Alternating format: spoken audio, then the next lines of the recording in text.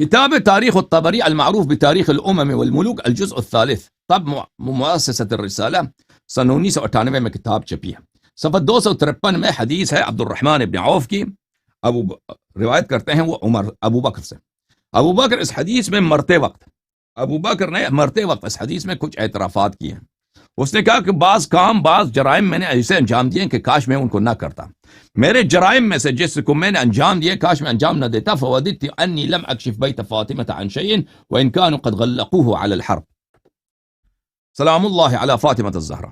اس نے کہا کہ یا میری خواہش یہی ہے کہ ایک مرتے وقت وہ کہہ رہا ہے، بچتاوا ہے، ندامت ہے، حسرت ہے کہ کاش میں حضرت زہرا سلام اللہ علیہا کے گھر پہ ہجوم نہ کرتا، ان کے گھر کو بے پردہ نہ کرتا، اگرچہ ان لوگوں نے میرے لیے مجھ پر جنگ کرنے کی غرض سے اپنے گھر کے دروازے مجھ پر بند کیے تھے۔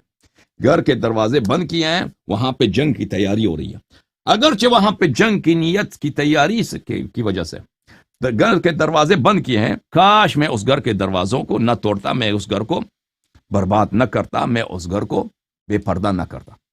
ٹھیک ہے نا بھائی؟ جس کی خلافت کی اساس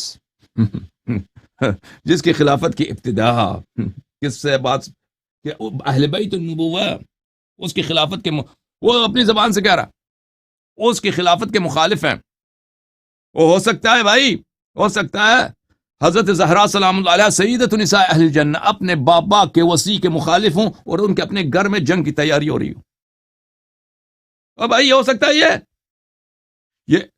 یہ مسلمان تھے، اہل بیت علیہم الصلوۃ والسلام، یا مثلا نستجیر باللہ کفار کے ساتھ ملے ہوئے تھے، ہو سکتا ہے ان کے بابا کا کوئی برحق وصی ہو اور وہ اپنے گھر میں جنگ کی تیاری کر رہے ہیں ابو بکر کے خلاف۔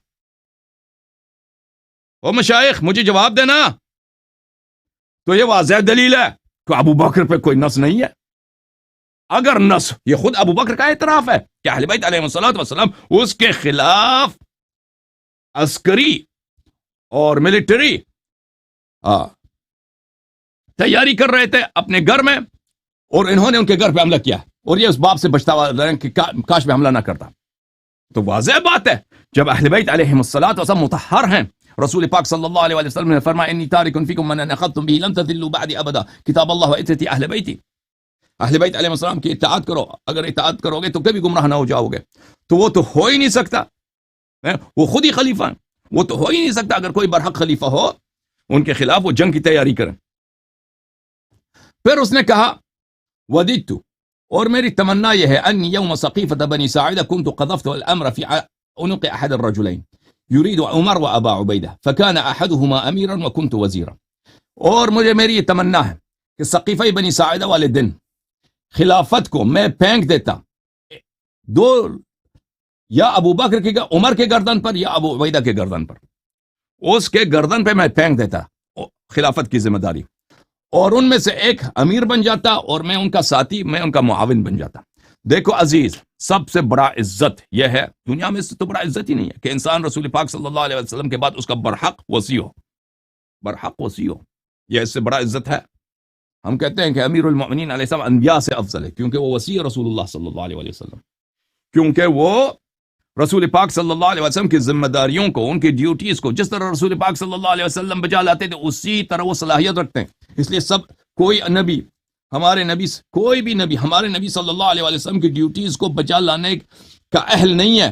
امیر المؤمنین علیہ الصلوۃ والسلام اس کے برحق خلیفہ ہیں، وہ ان کے ڈیوٹیز بجا لانے کے اہلیت رکھتے ہیں، اس لیے وہ سارے انبیاء سے افضل ہیں۔ ٹھیک ہے نا؟ یہ تو سب سے بڑی عزت ہے۔ اگر ابو بکر برحق خلیفہ ہوتا، اگر ابو بکر کی خلافت منصوص ہوتی، اگر ابو بکر منصوب من اللہ و من الرسول صلی اللہ علیہ وآلہ وسلم ہوتا تو وہ کبھی تمنا نہیں کرتا کہ کاش یہ منصب میں قبول نہ کرتا، یہ ابو بکر کو، عمر کو ملتا یا ابو عبیدہ کو ملتا۔ ہو سکتا ہے بھائی، کیونکہ اس کی خلافت ہے، اس کو خود پتا ہے اس کی خلافت باطل ہے، اس کو خود پتا ہے اس کی خلافت باطل، اسی لیے وہ تمنا کر رہا ہے۔ یہ خلافت ہے ہی چوری کی، نہ اللہ نے دیا اس کو، نہ رسول صلی اللہ علیہ وسلم نے، تبھی وہ بچتا رہا کہ کاش میں اس کو ابو عبیدہ اور یا عمر کو دے دیتا۔ وَإِلَّا اگر خلافت حق ہوتا بھائی، مثلا آپ صحابی، اگر آپ آپ کو یہ فرصت ملتا کہ آپ صحابہ میں سے ہوتے ہیں. یہ شرف ہے کہ نہیں آپ رسول پاک صلی اللہ علیہ وسلم کا دیدار کریں, ان کے خطبے سنیں, ان کے پیچھے نماز پڑھیں, ٹھیک ہے نا. اب یہ ایک صحابی ہونا, اب سب صحابہ سے افضل ہونا, ان کے بعد رسول پاک صلی اللہ علیہ وسلم کے بعد خلیفہ ہونا, یہ شرف ہے یا نہیں؟ اب کوئی شخص کہہ دے کہ میری تو تمنا یہی ہے, میری تمنا یہی ہے کہ میں نہ صحابی ہوتا نہ میں خلیفہ ہو, کچھ بھی نہ ہوتا. یہ کون کہتا ہے؟ یہ وہ شخص کہتا ہے جس کے نزدیک یہ صحابیات اور خلیفہ ہونا یہ سب باطل ہے, ٹھیک ہے نا. ابو بکر جو یہ تمنا کر رہا ہے اس لیے کہ اس کی خلافت باطل ہے. خلافت اگر اللہ کی جانب سے ہوتا ہے تو کیسے لے اس کے لیے جائز تھا, کس طرح کی تمنا کرے. پھر ابو بکر کیا کہتا ہے؟ وددت, میری تمنا تھی انی کنت سألت رسول اللہ صلی اللہ علیہ وآلہ لمن هذا الامر فلا ينازعه احد وددت انی کنت سألته هل للانصار في هذا الامر نصیب. کہتا ہے میری تمنا تھی کہ میں نے پیغمبر صلی اللہ علیہ وسلم سے کبھی پوچھا بھی نہیں کہ یہ امامت کس کے لیے امامت کس کو ملنی چاہیے, میں نے نہیں پوچھا. بعد میں نزاع ہوا پیغمبر صلی اللہ علیہ وسلم امامت کے امر پہ نزاع ہوا. یہ اگر میں پوچھ لیتا ان سے, وہ بیان کرتے تو اس پہ نزاع نہ ہوتا. تو یہ اعتراف ہے کہ اس کی خلافت پہ نص نہیں ہے.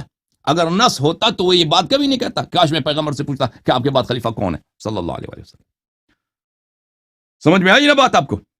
اور یہ بات اس کی جھوٹ ہے, اتنی احادیث زیادہ ہیں, اتنی, اور یہ طعن ہے پیغمبر صلی اللہ علیہ وسلم پہ کہ امت میں نزاع پیدا ہوا ہے امامت کے مسئلے پر, اس وجہ سے پیدا ہوا کہ پیغمبر نے بیان نہیں کیا صلی اللہ علیہ وسلم.